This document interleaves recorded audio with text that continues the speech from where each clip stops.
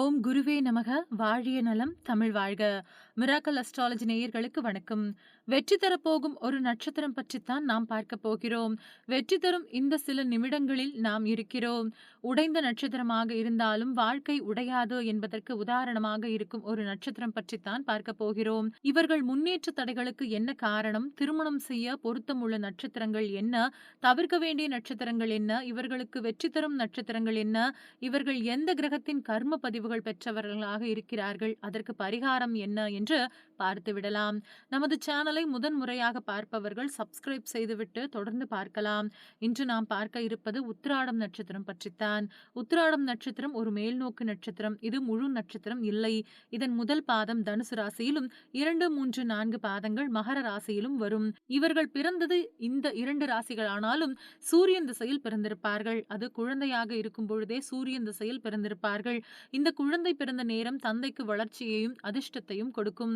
இவர்கள் பிறந்த பிறகு வரும் 2வது திசையை அஷ்டமாதிபதி சந்திரன் திசை வருகின்றது. பிறகு 3வது திசையாக செவ்வாய் திசை அதிர்ஷ்டத்தை தரும். இவர்கள் தனுசு ராசியாக இருந்தாலும் மகர ராசியாக இருந்தாலும் இந்த திசைகளில் ஒன்றும் மாற்றம் இல்லை. கிடைக்கும் பலன்களில் மாற்றம் இருக்கலாம். இவர்கள் தனுசு ராசியாக இருந்தால் செவ்வாய் சுபகிரகமாக வருவார். அதனால் சகோதரர்களுக்கு நன்மை. மகர ராசியாக இருந்தால் சுக்கிரன் சுபகிரகமாக வருவார். நேரடியாக இவர்களுக்கு சுக்கிரன் திசை வராது. முக்கூட்டு கிரகங்களின் தொடர்பில் உள்ள கிரகங்களுக்கு நன்மை செய்யும். இவர்களுக்கு தொடக்கத்தில் வருவது சூரியன் திசை என்றாலும் 5வது திசையாக குரு திசைதான் வரும்.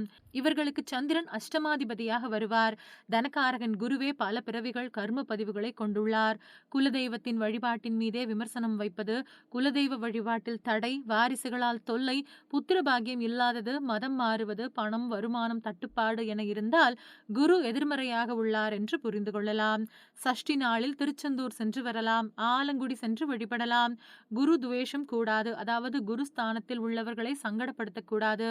வியாழக்கிழமைகளில் சுண்டல் ஊற வைத்த நீரை செடிகளுக்கு ஊற்றலாம். இவையெல்லாம் குரு பெற்ற கர்ம பதிவுகளை போக்கும். இவர்களுக்கு துணையாக வெற்றி தரக்கூடிய நட்சத்திரம் எதுவென்று பார்க்கலாம். இவர்களுக்கு உத்திரட்டாதி நட்சத்திரத்தில் பிறந்தவர்கள் மூலமாக பல நன்மைகள் பெறுவார்கள். வெற்றி தரும் நட்சத்திரம் என்று உத்திரட்டாதியை சொல்லலாம்.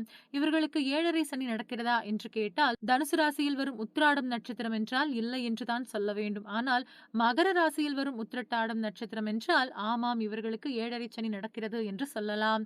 குரு திசை என்பது வேறு, குரு பெயர்ச்சி என்பது வேறு. பெயர்ச்சிக்கும் பரிகாரத்திற்கும் சம்பந்தமில்லை. ஆனால் இவர்களுக்கு உள்ள அடிப்படை ஜாதகத்திற்கு நாம் சொன்ன பரிகாரம் பொருந்தும். மீண்டும் வேறொரு வீடியோவில் சந்திக்கலாம். நன்றி, வணக்கம்.